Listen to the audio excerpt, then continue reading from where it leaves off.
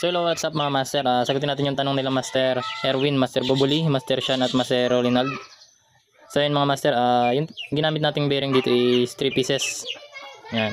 Kung magre-repair kayo ng mga bearing, mga reels nyo, yan yung mga bearing na ginagamit natin. So halos karamihan naman is steel bearing. Pagdating dyan master, yan yung bearing na yan. Ayan na yung nasa center bearing. So ang sukat niya ay 714.5.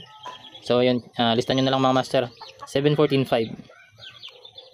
Yan yung sa center. Tapos yung pangalawa naman is yung sa left na bearing, yan yung medyo malaki.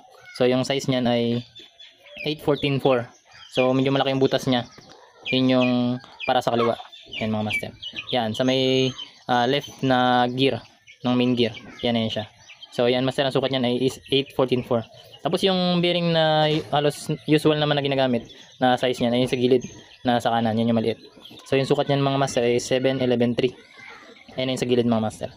Yun mga master, lista nyo na lang. Sana nakatulong.